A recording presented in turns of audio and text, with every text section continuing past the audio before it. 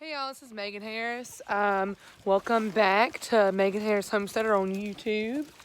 Today I'm just out feeding, as you can tell, because I have some bodies behind me.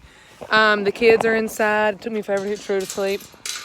But just wanted to give a quick farm update. Yesterday I posted a video with our baby goats. Everybody is doing great. But we still have a few animals leaving the farm. The other day we had 4 chickens leave, but you can't really tell because there's so many.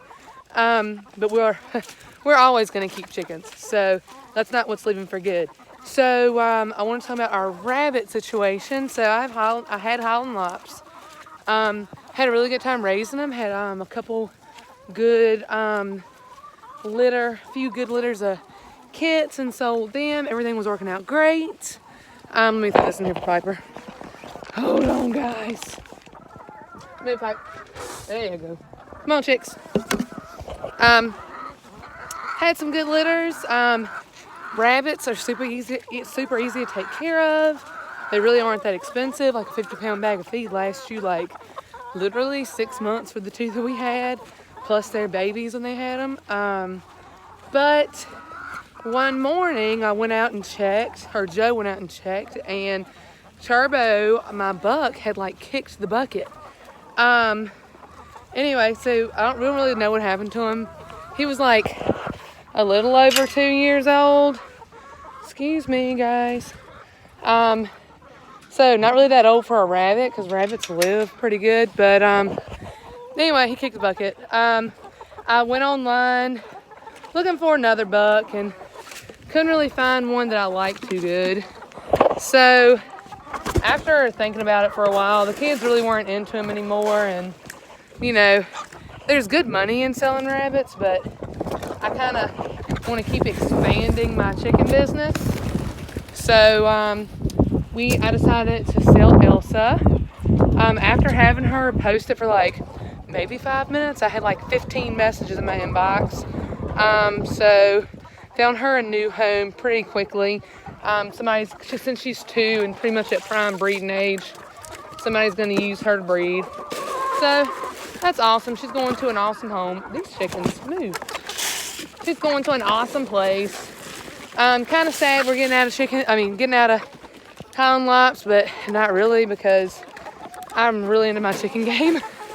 And freeing up that space in that brooder's pretty awesome, because now I can order more chickens and it gives us more room to hatch more eggs or hatch more chicks out when Ryan gets to hatching in his brooder. An update in his incubator. Update on the incubator is we haven't put eggs in there yet, because these chickens and roosters just started, doing the deal together. So I'm trying to kind of wait to get some more, for them to get some more time under their belt to make sure everybody is, doing the right thing. I have a lot of new egg layers, so I just want to make sure I got plenty of healthy egg candidates to go around before we go to trying to hatch and, end up not having as good of luck as we want. I don't want him to be, discouraged on his first try. So, sorry, I'm like just pouring this because they're crazy.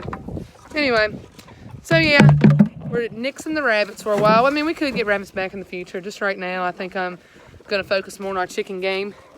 But we're saying bye-bye to our Elsa, which is no big deal. But, the kids will kind of be like, for like 5 seconds. And then they're like, okay, well, when are we going to get more baby goats? So, Elsa is soon to be just some bunny that we used to know, which is, happens on the homestead. You end up, that's like the fun thing about a homestead. You end up like focusing on something and, do it for a while, figure out if you like it, and, you can nix it off if you want to. It's not like you have this gigantic corporation. For anybody else that homesteads, bunnies, especially if you don't have a lot of room, bunnies are a really great way to make your homestead profitable.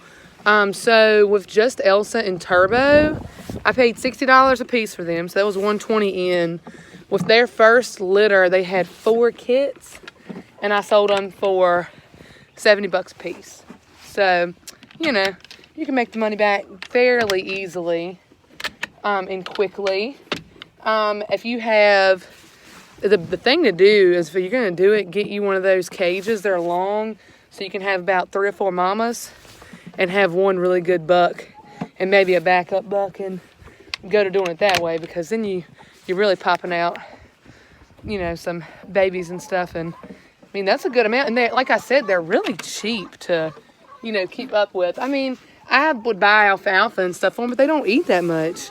And it's really not that, when you keep them outside, and I guess you keep them inside, you're vacuuming up hair and stuff a lot, but keeping them outside, it's not that bad. The worst part for us keeping them outside is in the summertime when it got really hot, because rabbits do really good in the cool because they can keep themselves pretty warm. But when it gets hot, they can't cool down, and so I'd have to put like frozen water bottles in there and switch them out during the day, keep a fan on them, and you know, that was a little aggravating. But not, I mean, if you're new to homesteading and you want something that's kind of small, not too awful time consuming, rabbits are the way to go. And that's, you know, it's nice for little kids, because little kids love to hold baby rabbits, and the more tame they are, you know, the more people like it. I always tell people, go with pedigree rabbits. You can get more money for them. When you start doing mixed breeds and stuff like that, you won't get about $20 a piece for them. And to be honest with you, I would rather charge more and know that people are taking care of my rabbits. And that was always the case. Like, every person that has bought a rabbit from me, I can tell, you know, was going to take care of them. If you start selling stuff kind of cheap like that just to get rid of them, you're going to get people that are like, oh, cool, $20 for a rabbit, and, you know, they're not going to take care of it as well. I mean, because if you lose $20, $20. But $60 is like an investment, and I feel like it, you know, encourages them to take better care of it. Dude, we got a lot of eggs today. But anyway, that's just our little farm update. Thanks for watching. Make sure you like and subscribe. About 2 weeks from now, I think, if that, I'm going to have my first ever dairy doe, which is going to be amazing. And she's going to be ready to milk out. And her name is Loretta. And if you know, you know. If you don't know, Loretta Lynn is basically my stinking idol. So that's awesome.